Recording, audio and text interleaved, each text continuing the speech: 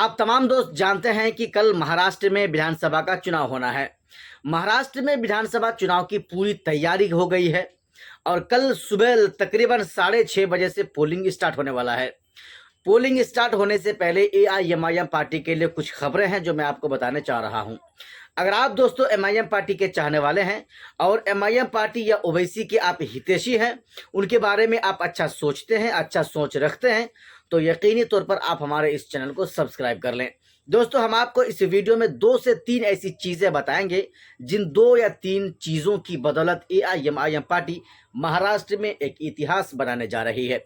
सबसे पहले हम आपको बता रहे हैं असदुद्दीन ओवैसी का वह फैसला जो चुनाव का नोटिफिकेशन जारी होने से पहले ही ले लिया गया था। यानी ओवैसी ने 16 सीटों से अपना उम्मीदवार उतारने का फैसला जो उन्होंने लिया था, ये उनका सबसे बड़ा फैसला था।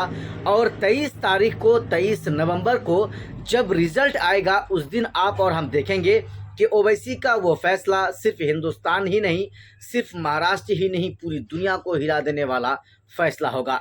आप जानते हैं कि असदुद्दीन ओवैसी संविधान के मुआफिक बोलते हैं, संविधान के दायरे में ही रहकर बोलते हैं। कभी भी कुछ करते हैं या बोलते हैं या कहते हैं तो सब के सब हिंदुस्तान के संविधान के दायरे में रहकर वो क्या करते हैं, बोला करते हैं।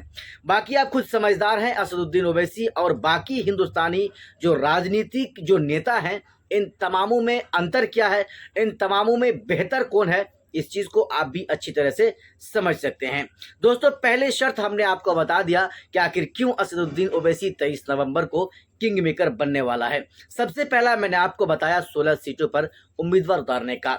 दूसरे नंबर पर दोस्तों हम आपको बता रहे हैं 6 या 7 विधानसभा सीटों पर ओवैसी की निगाहें टिकी हैं। अगर इन तमाम 7 विधानसभा सीटों में ओवैसी की जीत होगी, ओवैसी के उम्मीदवार को कामयाबी मिलेगी, तो दोस्तों एक बहुत बड़ा इतिहास रचा जाएगा।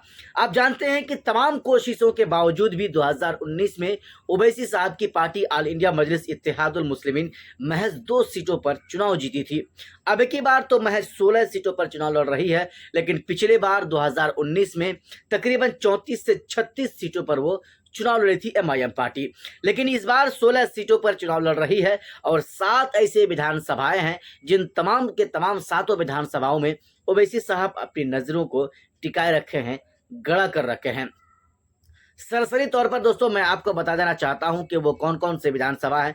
औरंगाबाद के 2 विधानसभा, औरंगाबाद सेंट्रल विधानसभा और औरंगाबाद ईस्ट विधानसभा, जिन दोनों विधानसभाओं में माशाअल्लाह इतने लोगों की चाहत बढ़ी है एमआईएम के प्रति, ओवैसी साहब के ऊपर, ये तो भीड़ देखने के बाद आप भी खुद फैसला लगा सकते हैं या लगा चुके हैं। मैं आपको जिस चीज़ को बताने की कोशिश कर रहा हूं कि महाराष्ट्र के मुसलमान किसे चाहेगा। क्या महाराष्ट्र के मुसलमान ओवैसी को पसंद करेगा या महाराष्ट्र के मुसलमान अबू आसिम आदमी दल्ला की पार्टी समाजवादी पार्टी को पसंद करेगा, या फिर महाविकास आघाड़ी पार्टी के किसी भी गठबंधन के किसी भी उम्मीदवार को पसंद करेगा। लेकिन इतनी आसानी नहीं है, इतनी आसानी के साथ महाराष्ट्र के मुसलमान इस बार तो कम से कम महाविकास आघाड़ी, जहां जहां खास करके ओवैसी का उम्मीदवार है वहां तो महाविकास आघाड़ी को पसंद नहीं करेगा, क्योंकि ओवैसी खुलकर बोलते हैं। असदुद्दीन ओवैसी के बारे में दोस्तों आपको बताने की जरूरत नहीं है। आप जानते हैं जब भी किसी पर जुल्म होता है तो उस जालिम के खिलाफ अगर कोई सबसे पहले आवाज बुलंद करता है तो उसका नाम असदुद्दीन ओवैसी है।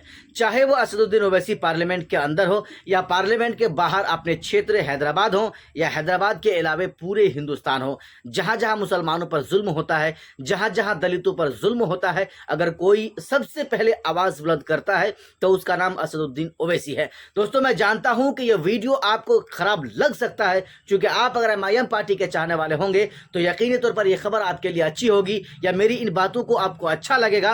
अगर आप दूसरी पार्टी के मानने वाले हैं, अगर आप दूसरी पार्टी के चाहने वाले हैं, तो यकीनी तौर पर यह खबर आपको या मेरा यह वीडियो आपको अच्छा नहीं लगता होगा। चूंकि दोस्तों मैं आपको बता रहा हूं फारूक शाह साहब के बारे में। फारूक शाह साहब एक अच्छे नेता हैं, एक अच्छे विधायक हैं एमआईएम पार्टी के, और इस बार भी वो इंशाअल्लाह धुलिया सिटी से विधायक बनेंगे। अब दोस्तों हम आपको बता रहे हैं फारूक शाब्दी साहब सोलापुर से एमआईएम पार्टी फारूक शाब्दी साहब को चुनावी मैदान में उतारे हैं। और एमआईएम पार्टी के इस जाबाज सिपाही के बारे में अगर मैं आपको बताऊं तो यह एक कद्दावर नेता है, और एमआईएम पार्टी में जब से ये आए हैं तब से इनका कद्दो-कद जो है और ज्यादा बढ़ चुका है। लोगों के अंदर चाहत इसकी बढ़ चुकी है, लोग इसको और ज्यादा चाहने लगे हैं। दोस्तों सबसे बड़ी बात या सबसे बड़ी वजह यही है कि असदुद्दीन ओवैसी की पार्टी इस बार इंशाल्लाह कामयाब होगी। अब जरा मैं आपको बताऊं अबू आसिम आजमी के बारे में। ये वो अबू आसिम आजमी है जिन्होंने महा विकास आघाड़ी में एमआईएम पार्टी को गठबंधन होने से मना किया, रोका। सबसे पहले महा विकास आघाड़ी में जितने भी पार्टियां हैं तमाम पार्टी असदुद्दीन ओवैसी के बारे में सोच रही थी, गठबंधन में शामिल करने के लिए सोच रही थी, लेकिन महाविकास आघाड़ी के ही गठबंधन अबू आसिम आजमी ने उन्होंने ये कहा कि यहाँ पर मुसलमानों का लीडर ऑलरेडी महाराष्ट्र में है, मुसलमानों को दूसरा कोई नेता नहीं चाहिए, मुसलमानों को ओवैसी की जरूरत नहीं है। यहाँ पर महाराष्ट्र के मुसलमान ओवैसी की बातों पर नहीं चलते हैं, ओवैसी की बातों पर लब्बैक नहीं कहते हैं, ओवैसी का महाराष्ट्र के मुसलमानों पर ज्यादा छाप असर नहीं है। ये कहकर जो है और जो गैर पार्टियां हैं इन तमाम पार्टियों को बहका दिया और एमआईएम पार्टी को फाइनली महाविकास आघाड़ी गठबंधन में शामिल नहीं होने दिया, होने से रोक दिया। अब यहां बात यह आती है कि अबू आसिम आजमी जो मानखुर्द विधानसभा से उम्मीदवार हैं, समाजवादी पार्टी के इकलौते विधायक हैं समाजवादी पार्टी के पूरे महाराष्ट्र के अंदर, और वहां पर भी असदुद्दीन ओवैसी साहब ने अपना उम्मीदवार अतीक खान को चुनावी मैदान में उतार दिया है। अतीक खान बराबर इनसे जो है लोगों का राब्ता बना रहता है, एक अच्छे नेता हैं, लोगों के साथ लोगों के हर सुख दुख में ये जाकर शामिल होते हैं। यही वजह है कि एमआईएम पार्टी ने अतीक खान से अच्छा चेहरा वहां पर किसी को नहीं माना और अतीक खान को चुनावी मैदान में उतार दिया।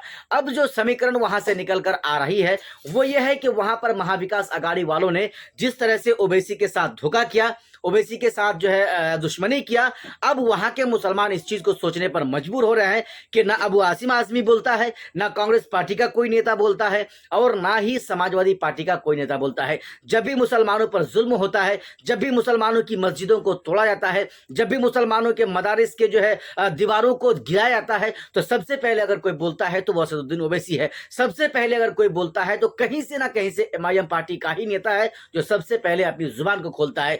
महाराष्ट्र का मुसलमान इस चीज को इस बार समझ चुके हैं। दोस्तों कुछ ही घंटा बचा हुआ है, कल सुबह जैसे ही पोलिंग स्टार्ट होगा हम आपके लिए लगातार एक एक घंटे के बाद जो है नई से नई खबरों को, ताजा खबरों को हम आप तक लाते रहेंगे कि एमआईएम पार्टी के कौन से उम्मीदवार कौन सा विधानसभा से आगे निकल रहे हैं, एमआईएम पार्टी का कौन सा उम्मीदवार कौन सा विधानसभा से पीछे चल रहा है। फाइनली दोस्तों हम आपको फाइनल रिजल्ट कल शाम तक लाएंगे आपके लिए वीडियोस के माध्यम से कि एमआईएम पार्टी को कितनी सीटों पर कामयाबी मिली। बाकी दोस्तों आपने हमारा इस पूरा वीडियो को देखा, देखने के लिए आपका बहुत बहुत धन्यवाद। जय हिंद। जिस तरीके से मोहब्बत से आपको बुला रही थी, मुझे डर ये लग रहा है कि अगले बार कहीं माजिद साहब को औरंगाबाद से खड़े कर दे तो मेरा टिकट बन जाएगा। लेकिन माजिद भाई, मैं औरंगाबाद की आवाम की तरफ से एक दरखास्त ये करना चाह रहा हूं कि बहुत सारे लोग